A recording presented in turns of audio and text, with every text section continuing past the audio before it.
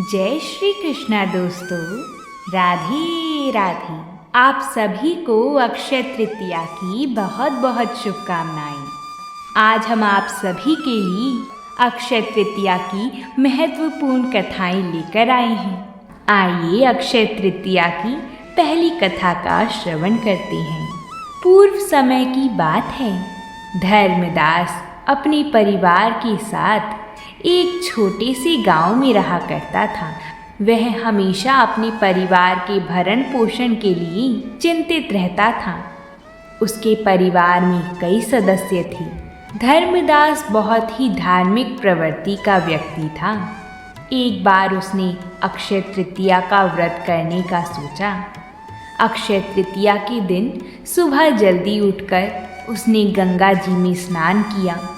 फिर विधि पूर्वक भगवान विष्णु की पूजा अर्चना एवं आरती की। इस दिन अपनी सामर्थ्य अनुसार जल से भरे घड़े, पंखे, जौ, सत्तू, चावल, नमक, गेहूं, गुड़, घी, दही, सोना तथा वस्त्र आदि वस्तुएं भगवान के चरणों में रखकर ब्राह्मणों को अर्पित की।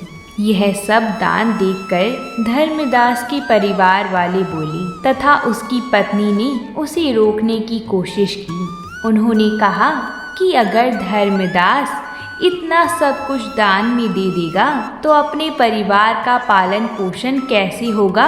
फिर भी धर्मदास अपने दान और पुण्य कर्म से विचलित नहीं हुआ और उसने ब्राह्मणों को कई प्रकार का दान दिया। उसके जीवन में जब भी अक्षय तृतीया का पावन पर्व आया, प्रत्येक बार धर्मदास ने विधि से इस दिन पूजा एवं दान आदि कर्म किया। बुढ़ापे का रोग, परिवार की परेशानियां भी उसे उसके व्रत से विचलित नहीं कर पाईं। अक्षय तृतीया के दिन किए गए दान पुण्य एवं पूजन के कारण वह अपने अगले जन्म में बहुत धनी एवं प्रतापी राजा बना।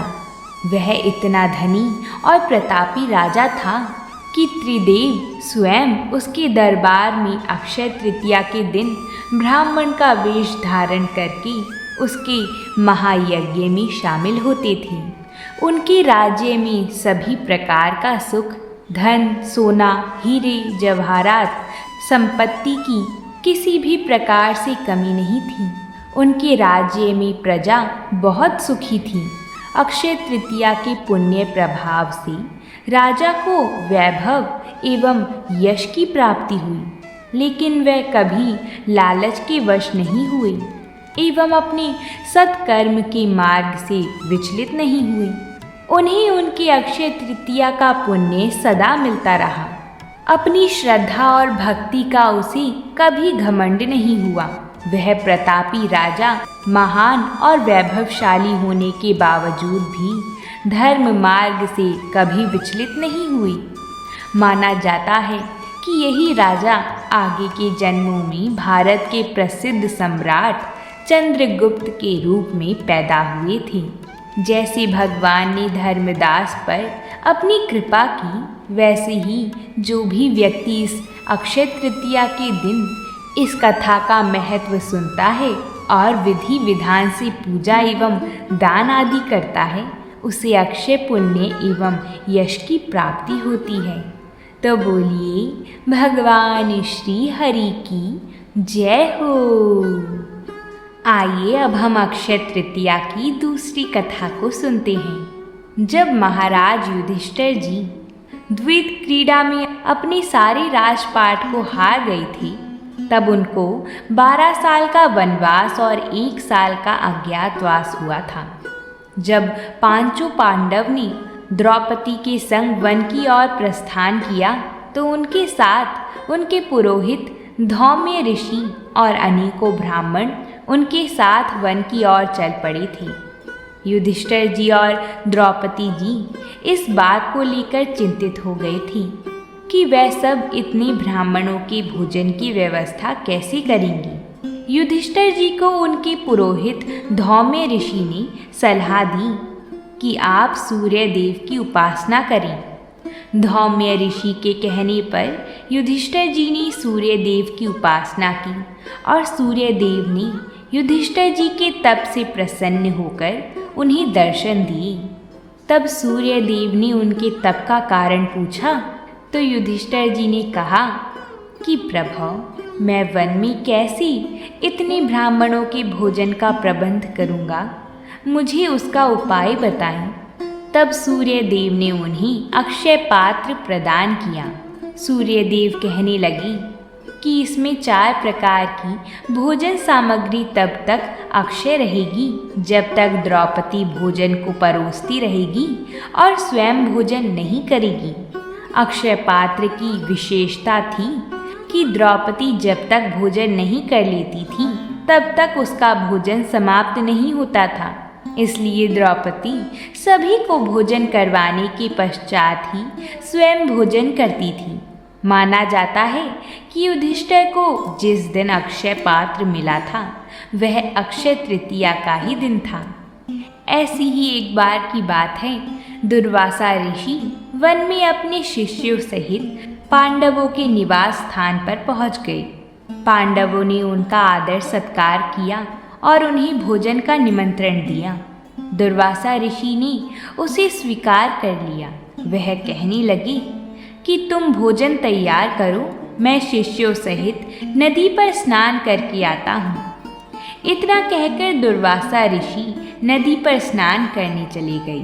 पांडवों के लिए इतने साधुओं को भोजन कराना चिंता का विषय बन गया, क्योंकि जिस समय दुर्वासा ऋषि आए थे तो उसी समय सभी पांडव साथ ही द्रौपदी भी भोजन कर रही थी।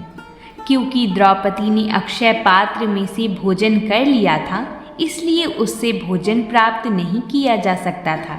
दुर्वासा ऋषि के क्रोध से सभी डरते थे, इसलिए द्रौपदी घबरा गई कि अब वह क्या करे। तब द्रौपदी ने दीनों की लाज रखने वाले भगवान श्री कृष्ण का स्मरण किया कि हे केशव, जैसे पहले आपने मेरी लाज रखी थी वैसे ही आज भी मेरी लाज रखना। द्रौपदी की पुकार पर भगवान श्री कृष्ण तुरंत वहां पहुंच गए और उन्होंने द्रौपदी से भोजन मांगा। द्रौपदी कहने लगी कि माधव, क्यों मेरा उपहास उड़ा रही हो? श्री कृष्ण कहने लगी कि तुम्हारे पास तो अक्षय पात्र है। देवी द्रौपदी बोली कि माधव, एक दुविधा है कि मैंने उस अक्षय पात्र से भोजन कर लिया है, इसलिए अब उससे भोजन नहीं मिल सकता।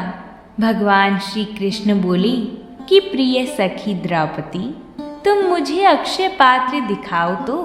जब द्रौपदी ने भगवान श्री कृष्ण को अक्षय पात्र दिया तो उस अक्षय पात्र में अन्न का एक दाना चिपका हुआ था। जैसे ही भगवान ने उसे पाया वैसे ही उनमें संतुष्टि के भाव आ गया कि जैसे कि एक दाने से उनका पेट भर गया हो। भगवान श्री कृष्ण तो स्वयं जगन्नाथ थे, इसलिए मानो समस्त सृष्टि का पेट भर गया हो। दुर्वासा ऋषि और उनके शिष्यों को भी ऐसा आभास हुआ कि उनका पेट बहुत ज़्यादा भर गया है। तब उन्होंने भगवान श्री कृष्ण को देखा और वह समझ गए कि ये प्रभु की ही लीला है। आखिर भगवान जिनके साथ हैं तो उनकी परीक्षा और कौन ले सकता है। तब दुर्वासा ऋषि अपने शिष्यों सहित वहाँ से चले गए। बोलिए भगवान श्री कृष्ण की जय हो। आज के दिन किया गया दान पुण्य बड़ा ही फलदायी माना जाता है और उसका अक्षय फल प्राप्त होता है। अगर आप सभी को ये कथा अच्छी लगी है तो वीडियो को लाइक ज़रूर करें, साथ ही में हमारे चैनल को भी सब्सक्राइब करें, जिससे ऐसी ही व्रतों से जुड़ी कथाएं आपको समय अनुसार मिलती रहें। बोलिए भगवान श्री हरि की जय हो।